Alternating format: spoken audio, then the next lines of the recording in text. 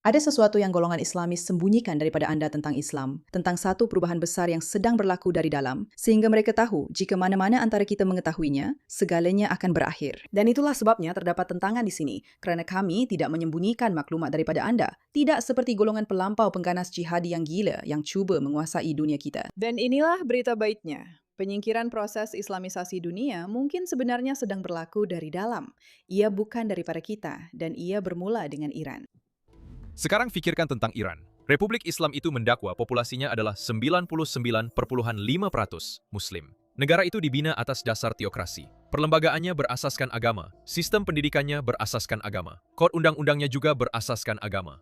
Kehidupan awam dikawal dalam satu bentuk atau lain oleh pihak berkuasa agama, atau sekurang-kurangnya itulah gambaran rasmi.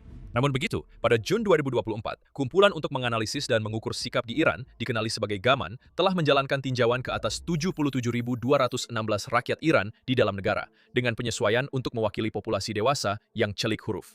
Penemuan mereka sangat luar biasa. Kira-kira 70% rakyat Iran menentang perlembagaan Republik Islam. Hanya 20% yang mahu kekal. Nampak tak? Saya dah cakap, mereka cuba menipu awak. Mereka cuba menutup perkara ini. Mereka sebenarnya takut dengan hakikat bahawa orang dari dalam yang boleh nampak kebenaran akan melakukan sesuatu tentang betapa gilanya semua ini. Jadi mereka membisukkan mereka. Mereka membisukkan mereka. Mereka membisukkan mereka. Tapi itu tak membantu sebab syukur masih ada orang yang boleh berfikir sendiri. 99% menyokong sistem demokrasi, 26% secara khusus mahukan sebuah republik sekular, 21% mahukan monarki berperlembagaan. Boleh saya katakan bahawa 26% yang mahukan republik sekular nampak agak berbeza dengan angka yang mereka beritahu kita. Kononnya 95% daripada mereka semua menyokong ini. Lihat, ini adalah operasi psikologi. Kita tahu ini adalah operasi psikologi. Kita telah melihat bagaimana mereka berjaya meyakinkan dunia barat bahawa Islam semakin berkembang dan berkembang. Dan memang benar, janganlah kita bodoh, memang benar. Tetapi pada masa yang sama, mereka juga cuba mengekalkan naratif itu untuk menanam rasa takut, supaya kita sentiasa takut, supaya kita sentiasa berjaga-jaga. Dan satu-satunya cara mereka boleh lakukan, itu ialah dengan terus menyembunyikan hakikat bahawa ada orang dari dalam yang cuba keluar. Mereka tidak mahu perkara itu berlaku. Minoriti kecil malah akan mengalu-alukan struktur persekutuan yang menyahpusatkan kuasa sepenuhnya dari Teheran. Dan sokongan terhadap prinsip-prinsip revolusi 1979 serta pemimpin tertinggi. Tapi inilah perkara menarik. Kita semua selalu dengar tentang Iran. Tapi ia bukan hanya berlaku di Iran. Ia berlaku di mana-mana sahaja. Tapi saya dah mendahului cerita sedikit. Mari kita kembali ke video tadi. Oh ya, ini adalah daripada Fall of Nations. Saluran baru yang hebat dan sedang lakukan banyak kerja baik. Sila pergi tengok mereka. Hanya tinggal 11%, turun daripada 18% pada tahun 2022. 40% responden berkata perubahan rejim adalah prasyarat untuk sebarang pembaharuan yang bermakna. Sekali lagi, perubahan rejim adalah prasyarat untuk sebarang pembaharuan yang bermakna. Di negara yang telah menghabiskan 4,5 dekad mengekspor ideologinya, melatih milisia proksi, membina Hizbullah, membiayai Hamas, menyokong Assad, dan memberi syarahan kepada dunia tentang pemerintahan Islam. Penduduknya di sebalik pintu tertutup sebenarnya sudah pun meninggalkan semua itu. Bukan sebahagian, bukan sedikit, tetapi secara tegas. Kebangkitan wanita, kehidupan, kebebasan yang meletus selepas kematian Mahsa Amini pada tahun 2022 bukan sahaja mencetuskan protes di jalanan. Ia mempercepatkan sesuatu yang sudah lama membara, yaitu penolakan pemerintahan teokrasi oleh generasi muda, terutamanya dalam kalangan golongan muda, berpendidikan, dan yang tinggal di bandar. Penyelidik yang mengkaji penggunaan internet di Iran pada tahun-tahun berikutnya telah mendokumentasikan satu fenomena yang para ulama tidak mempunyai jawabannya. Puluhan juta rakyat Iran mulai menggunakan VPN seperti Siphon secara rutin untuk memintas penapisan kerajaan. Mereka bukan sekadar menonton hiburan barat, mereka juga membaca bahan bacaan murtad. Awak tahu, apa yang paling menyedihkan tentang perkara ini ialah seluruh perjuangan menentang campur tangan Amerika dalam Perang Iran, orang ramai tidak sedar bahawa itulah teras pengislaman di Amerika. Jika Anda seseorang yang takut dengan pengislaman yang berlaku di Amerika Syarikat seperti yang telah berlaku di AS, maka Anda sebenarnya menyokong Amerika membantu menjatuhkan rejim ini. Perkara-perkara itu saling berkaitan dan rakyat Iran telah berdoa agar orang ramai memahami perkara itu. Tetapi malangnya, operasi psikologi Republik Islam Iran dalam talian yang menyasarkan rakyat Amerika telah begitu berkesan, sehingga kebanyakan orang pun tidak faham tentang perkara itu, yang sangat pelik. Menonton perdebatan antara bekas Muslim dan ulama di YouTube, mereka turut serta dalam saluran Telegram berbahasa Parsi, di mana asas-asas keagamaan rejim itu sedang dibongkar satu demi satu. Perang 12 hari pada tahun 2025 antara Iran dan Israel hanya menambah penolakan itu. Kerajaan coba menyatukan rakyat atas nama pertahanan negara. Penduduk, dalam tinjauan demi tinjauan, enggan mengelirukan mempertahankan negara dengan mempertahankan rejim yang mentadbirnya. Data Gaman bukanlah sesuatu yang luar biasa. Ia telah diulang dalam pelbagai tinjauan yang dijalankan dengan bantuan rangkaian VPN seperti Siphon yang membolehkan rakyat Iran memintas penapisan negara dan menjawab dengan jujur tanpa takut akan tindakan balas. Beberapa pengkritik telah membangkitkan persoalan metodologi tentang tinjauan Gaman, dan perdebatan itu memang wujud.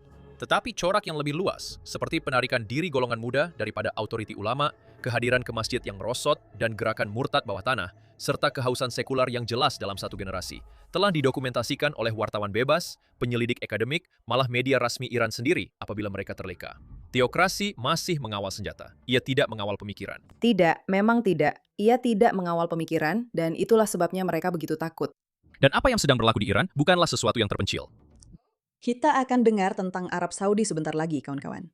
Saya dah beritahu anda, kisah Arab Saudi ini lebih gila lagi. Sebab Arab Saudi telah dijadikan sebuah negara yang kononnya normal sepenuhnya. Seolah-olah sama seperti kita. Tapi tidak, kawan-kawan. Ia tidak semudah itu. Kita akan bincangkan semua itu nanti, selepas kita dengar beberapa lagi respons. Anda semua tahu, saya tak suka guna produk pada kulit saya sebab saya tak mahu rasa melekit atau tersumbat dan saya cuma nak rasa bersih. Dan saya tahu tak ada rutin penjagaan muka itu macam satu kesalahan. Tapi sekarang saya dah jumpa OneSkin, saya mungkin kena akui yang saya salah selama ini. Anda lihat, saya belum tua lagi. Tapi kebelakangan ini, saya nampak perubahan pada kulit saya, yang menandakan sudah tiba masanya untuk menua. Dan itu memang kurang ajar. Tapi selepas banyak dipujuk oleh kawan-kawan saya pun cuba juga. Dan ya, sekarang saya dah berubah. Saya tak akan promosikan benda yang saya tak percaya. Anda semua dah tahu, tapi cuba tengok apa pendapat anda. Dan ini bukan sekadar pengalaman saya saja. OneSkin mempunyai lebih daripada 10,000 ulasan 5 bintang dan kini mereka adalah peneraju dalam penjagaan kulit untuk jangka hayat yang lebih panjang. Saya kena ingatkan anda, berbeza dengan apa yang internet cuba buat anda percaya, anda sebenarnya tak perlukan rutin yang rumit pun untuk dapatkan kulit yang lebih cantik. Dilahirkan daripada lebih sedekat penyelidikan tentang jangka hayat, peptida OneSkin OSO1 terbukti mampu menyasarkan tanda-tanda penuaan yang kelihatan, membantu anda mendapatkan kulit yang paling sihat sekarang dan juga apabila anda semakin berusia. Untuk masa terhad, cuba OneSkin dengan diskaun 15% menggunakan kod MEIRA di oneskin.co/oneskin.co/MEIRA. Itu adalah diskaun 15% oneskin.co dengan kod MEIRA. Selepas anda membuat pembelian, mereka akan tanya di mana anda mendengar tentang mereka. Jadi tolong sokong rancangan kami dan beritahu mereka bahawa kami yang merujuk anda. Ada cara lain juga untuk anda sokong rancangan kami. Sudah tentu dengan menekan butang langgan, mempromosikan video ini dan berkongsi dengan rakan. Dan kami ada pengumuman yang sangat menarik akan datang tentang bagaimana Pushback sedang berkembang. Ramai antara anda telah bertanya bagaimana anda boleh terlibat dan jawapannya akan tiba tidak lama lagi. Tapi saya dah beritahu anda, Arab Saudi tidak menunggu sesiapa. Jom kita ketahui apa yang sebenarnya sedang berlaku. Arab Saudi, yang lama dianggap sebagai batu asas yang tidak berganjak dalam otoriti agama Sunni, kini sedang berubah. Di bawah pembaharuan wawasan 2023, putra mahkota Muhammad bin Salman, polis agama telah dihadkan kuasanya. Pawagam telah dibuka semula. Festival muzik menarik puluhan ribu orang. Dan dalam tinjauan pribadi yang dijalankan secara anonim, penyelidik bebas menganggarkan bahawa 15 hingga 25% belia Arab Saudi secara senyap-senyap mengaku tidak beragama. Angka itu tidak dapat dibayangkan sedekat lalu. Penolakan terbuka terhadap penciptaan. Itu satu angka yang sangat luar biasa, kawan-kawan. Itu memang angka yang sangat luar biasa. Dan juga angka yang mengujakan. Bermaksud ia berbahaya dari segi undang-undang dan sosial di kerajaan itu. Tetapi arah aliran ini jelas kelihatan. Di seluruh dunia Islam, ada sesuatu yang lebih mendalam sedang berlaku. Sesuatu yang para ulama tidak pernah jangkakan. Kami pernah buat video sebelum ini tentang bagaimana internet memberi impak yang besar kerana ia membolehkan orang ramai bertanya soalan-soalan yang sebelum ini tidak boleh dipersoalkan. Ingat, jika anda sebahagian daripada fahaman kultus Islamis yang sedang berlaku, anda telah diberitahu bahawa jika anda bertanya, mempersoalkan atau terfikir untuk keluar, anda dianggap kafir dan mereka boleh membunuh anda, yang memang sangat menakutkan. Jadi orang jadi sangat takut untuk bertanya. Dan di mana anda boleh bertanya? Apa yang anda boleh buat? Siapa yang anda boleh beritahu bahawa anda sedang mempersoalkan? Bagaimana anda nak cari sebarang maklumat? Anda tak boleh sebab nanti anda akan dedahkan diri sendiri. Namun, internet telah membolehkan orang ramai mencari maklumat secara senyap tanpa menghadapi masalah. Dan itu telah terbukti menjadi masalah sebenar bagi golongan Islamis ini. Internet. Selama 14 abad, penyebaran ilmu Islam dikawal dengan ketat. Ulama, imam, institusi negara, pantang larang murtad. Di 12 negara majoriti Muslim, meninggalkan agama masih boleh dikenakan hukuman mati secara sah. Keraguan secara terbuka bukan sahaja berbahaya dari segi rohani, malah berbahaya dari segi fizikal. Komuniti, keluarga, dan kerajaan semuanya menguatkan sempadan yang sama. Anda tidak keluar, Anda tidak mempersoalkan, dan jika Anda melakukannya, Anda lakukan secara senyap, bersendirian, dan dengan risiko pribadi yang besar. Telepon pintar mengubah semuanya. Apa yang telah dilalui oleh agama Kristian selama berabad-abad, yaitu reformasi, zaman pencerahan, perdebatan panjang dengan rasional dan sains, kini sedang dihadapi dalam tempoh beberapa dekad. Dipadatkan, dipercepatkan, dipaksa untuk terbuka oleh teknologi yang tidak direka oleh mana-mana pihak berkuasa agama, dan tiada seorang pun daripada mereka yang boleh mengawalnya sepenuhnya. Organisasi bekas Muslim Amerika Utara yang dikenali sebagai AXMNA telah mendokumentasikan perubahan ini secara terperinci. Menurut data mereka, 78% daripada mereka yang meninggalkan Islam mengaitkan keraguan serius pertama mereka kepada ruang digital. Alhamdulillah untuk internet. Sekurang-kurangnya ada juga kebaikan daripadanya. Subreddit RX Muslim kini mempunyai lebih daripada 400.000 ahli. Kontradiksi hadis, kritikan sejarah, bantahan saintifik, perdebatan mengenai hak wanita, perhambaan, dan murtad. Semuanya kini dibincangkan secara terbuka di tempat-tempat yang tidak dapat disekat sepenuhnya oleh mana-mana kerajaan. Punca utama mereka, meninggalkan agama. Menurut tinjauan IXMNA sendiri, 58% menyatakan konflik dengan hak asasi manusia, terutamanya layanan terhadap wanita dan individu LGBTQ. 28% pula menyatakan konflik dengan sains.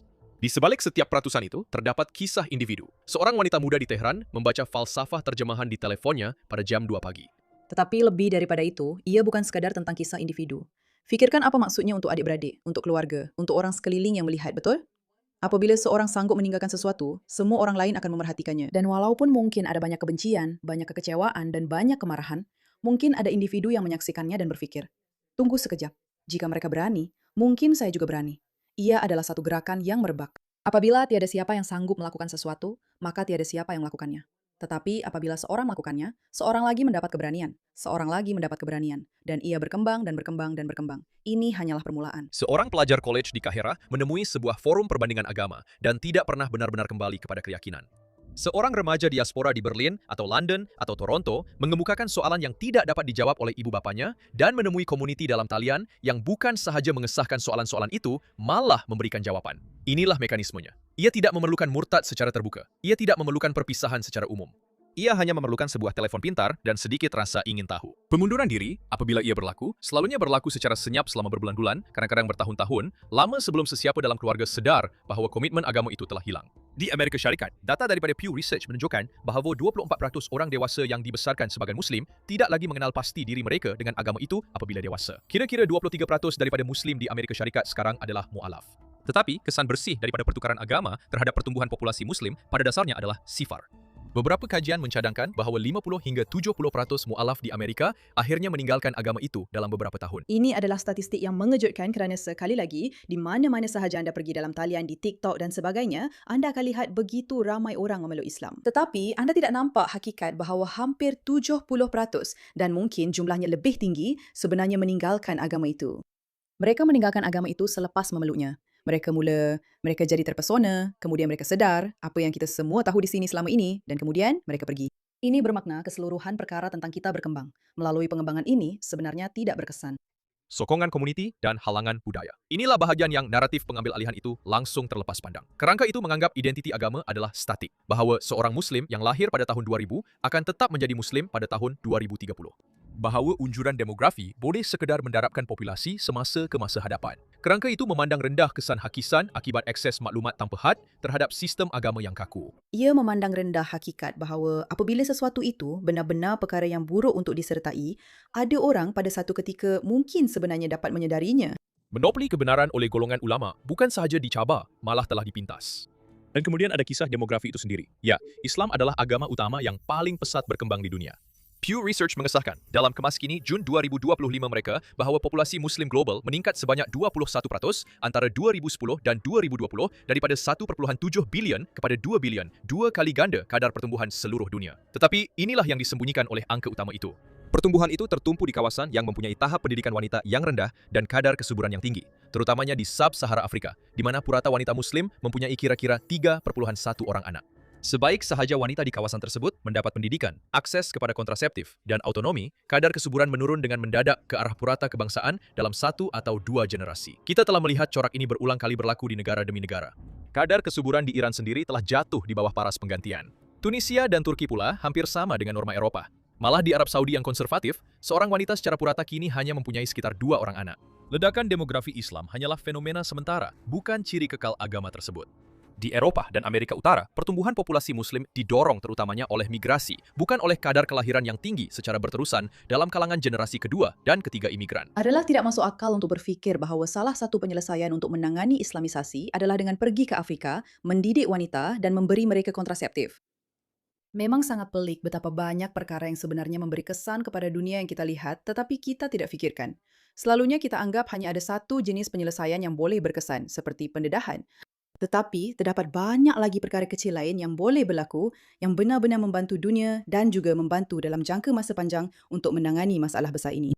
Untuk memikirkan hakikat bahawa apa yang perlu anda lakukan untuk menghentikan pertambahan angka adalah dengan mendidik wanita. Ia seperti satu kemenangan, satu tindakan, dua hasil. Corak ini berulang di mana-mana. Ia telah dikaji. Penumpuan, bukan pencapaian, menjelang generasi ketiga. Kadar kesuburan dalam kalangan keluarga Muslim di negara seperti United Kingdom, Perancis, dan Jerman hampir tidak dapat dibezakan daripada purata kebangsaan. Malah, di tengah-tengah rantau Asia Pasifik, di mana kebanyakan umat Islam dunia sebenarnya tinggal, kadar kesuburan semakin menurun. Indonesia, negara dengan populasi Muslim terbesar di dunia.